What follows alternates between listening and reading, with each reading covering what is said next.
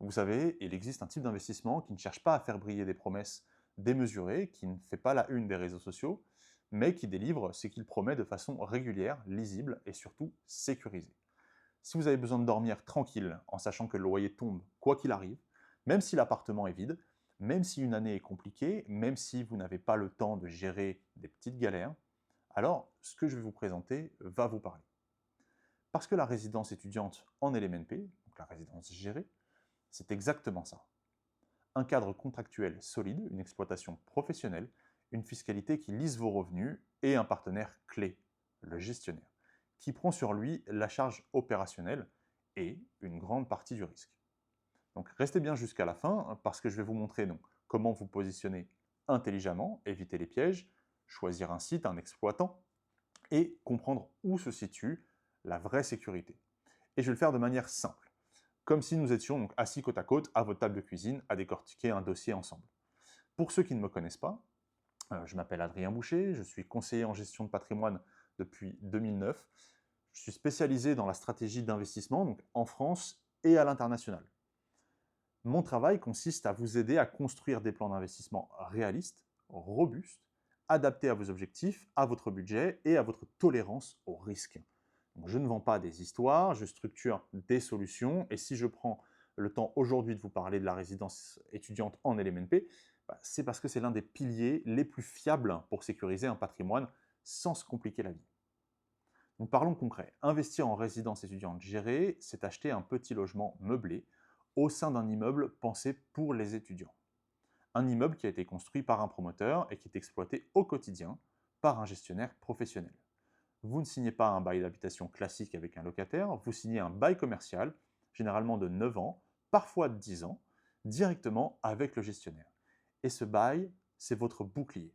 Parce qu'il prévoit que le gestionnaire vous verse le loyer, même si votre logement reste momentanément vide, même si la demande ralentit, sur un trimestre par exemple, que le loyer contractuel doit tomber. Vous n'appelez pas un plombier, vous ne postez pas d'annonce, vous ne faites pas d'état des lieux tous les 6 mois, tout est géré par le professionnel qui exploite la résidence. Donc je vous donne une image très simple, parce qu'elle parle à tout le monde. Donc, en location classique, le risque d'impayé de vacances, de petites réparations, c'est pour vous. En résidence gérée, vous transférez ce risque au gestionnaire. Donc c'est lui qui doit remplir, c'est lui qui entretient, c'est lui qui assume le quotidien et c'est lui qui vous doit un loyer parce qu'il exploite votre lot dans un cadre commercial. Évidemment, cela a une contrepartie. La rentabilité affichée n'est pas exceptionnelle. On est plus souvent entre 3,5 et 4,5 net, parfois un peu plus selon la ville et la qualité du site. Mais ce n'est pas là que se trouve la magie. La magie se trouve dans la régularité, la prévisibilité et dans la fiscalité LMNP qui vient neutraliser l'impôt pendant de longues années grâce à l'amortissement.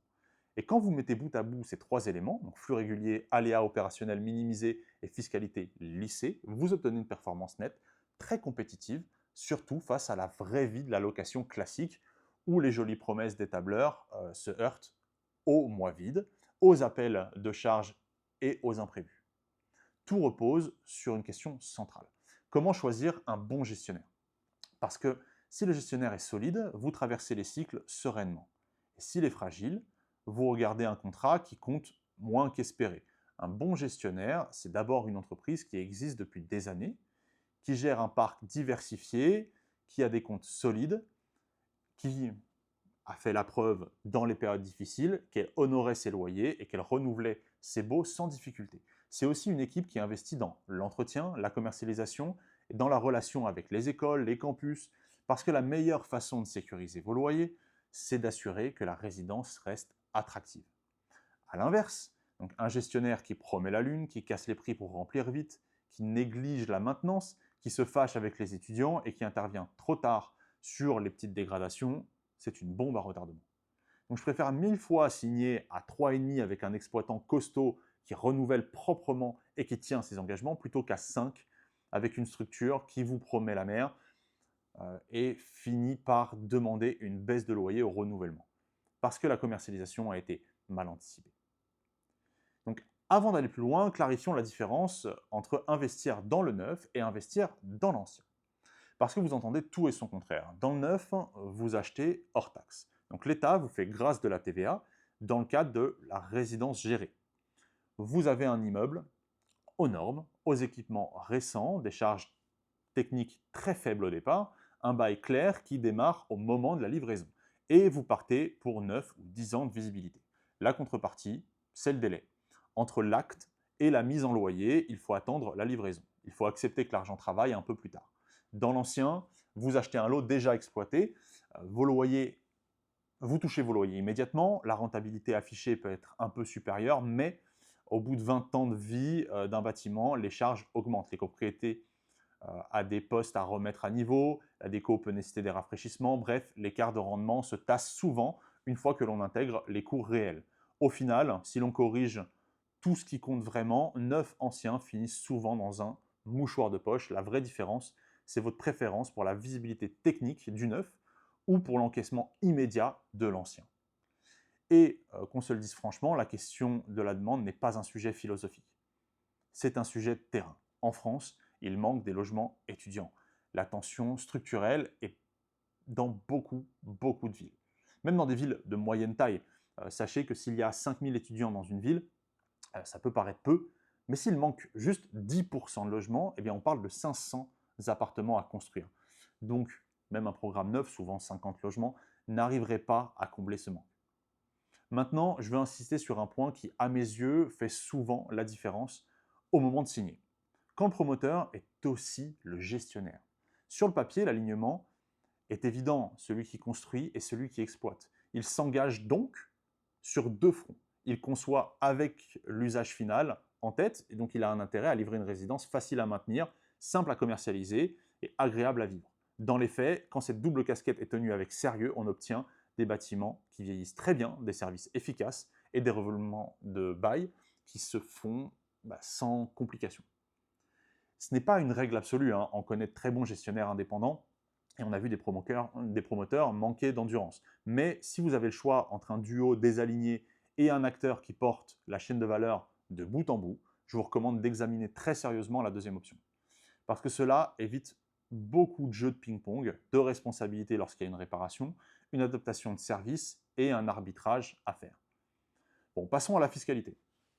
Parce qu'ici, le LMNP en résidence gérée apporte un avantage très concret et durable. Le mécanisme d'amortissement comptable permet de neutraliser votre fiscalité sur les loyers pendant de très longues années. En clair, le résultat qui devrait être imposé est très largement compensé par les amortissements du bien et du mobilier. Et vous vous retrouverez avec des loyers nets d'impôts pendant une période significative, souvent de 20 ans. Et l'autre bonne nouvelle, c'est que ce cadre, donc, historiquement, s'est montré très stable.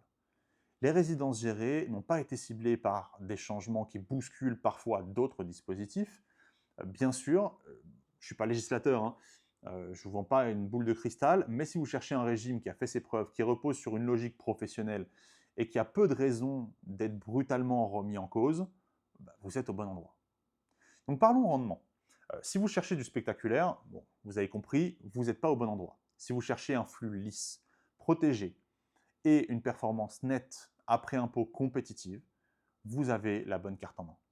L'écart entre ce que vous espérez d'un logement classique et ce que vous obtenez réellement après impayés, vacances, travaux, fiscalité, ce n'est pas une nuance. C'est souvent un gouffre. Et c'est précisément ce gouffre que la résidence gérée vous évite. Et pour la petite cerise, les banques apprécient énormément ce format. Un bail commercial de 9 ans avec un gestionnaire reconnu, des loyers qui tombent comme une horloge, un dossier propre, c'est lisible pour un banquier. Ça se finance très bien et ça vous permet de poser tranquillement une première pierre ou d'ajouter un stabilisateur à un portefeuille déjà existant. Donc petite parenthèse, rapide au milieu de cette vidéo, hein, si vous sentez que ce que je décris colle à votre profil, et que vous voulez que je vous aide à choisir un logement, choisir un bon gestionnaire, à préparer cet investissement, structurer le financement, prenez rendez-vous directement avec moi, donc le lien est juste en dessous. On passe en revue votre situation et je vous ferai des propositions en fonction des meilleures disponibilités du marché par rapport à votre situation. Et évidemment, pensez à vous abonner à la chaîne. Je publie régulièrement des contenus très concrets pour vous aider à prendre des bonnes décisions en investissement, que ce soit en France ou à l'international. Donc parlons aussi de la revente, parce que l'on doit penser Dès le jour 1, un lot étudiant géré se revend correctement quand il coche les critères de base. Donc, emplacement lisible, exploitant reconnu, bail propre, historique d'occupation convaincant. Autrement dit, si vous achetez un bon produit, vous vendez un bon produit. Parce que le marché des épargnants euh, qui veulent de la régularité existe et continuera d'exister, surtout en France. Donc c'est simple, mais c'est vrai. Donc je reviens un instant sur le neuf et l'ancien pour être parfaitement clair. Si vous avez besoin de visibilité technique, de charges maîtrisées, de normes à jour, le neuf est logique. Et si vous préférez encaisser tout de suite et que la résidence affiche de bons indicateurs, l'ancien fonctionne. Les deux options sont bonnes quand elles sont bien choisies. Les deux options sont mauvaises quand on se lâche sur les fondamentaux. Donc la seule question, c'est votre préférence personnelle et la manière dont on agence votre plan global. Un dernier mot donc, sur la psychologie de l'investisseur, parce que c'est souvent ce qui fait dérailler les décisions quand on veut absolument gagner plus. On finit parfois prendre un risque que l'on n'avait pas mesuré. En résidence étudiante LMNP, l'objectif n'est pas de battre un record, l'objectif c'est de poser un socle sur lequel on peut compter chaque année, sans surprise désagréable, et d'utiliser ce socle pour bâtir autre chose autour. Du locatif classique, du neuf, du commercial, des opérations plus opportunistes, de l'international qui permet d'augmenter la rentabilité, peu importe, mais on construit d'abord la base. Si vous gardez ça en tête, vous ferez des choix plus calmes, plus cohérents et vous éviterez les regrets. Donc je vais résumer en une phrase ce que vous devez garder. La sécurité en LMNP étudiant vient du bail et du gestionnaire. La stabilité fiscale vient de l'amortissement. La pérennité vient de la demande étudiante et votre sérénité vient de la méthode. Si vous voulez que je vous aide à appliquer cette méthode à votre situation, donc prenez rendez-vous, le lien est juste en dessous, et abonnez-vous à la chaîne pour ne rien rater donc des prochains contenus. Je vous accompagne avec plaisir pour lire un bail, analyser un gestionnaire, choisir un site et mettre en place un financement réaliste. Et vous verrez que quand on fait les choses proprement, la résidence étudiante en LMNP devient un excellent compagnon de route discret, discipliné et diablement efficace pour faire grandir votre patrimoine sans vous voler votre temps ni votre tranquillité. À bientôt.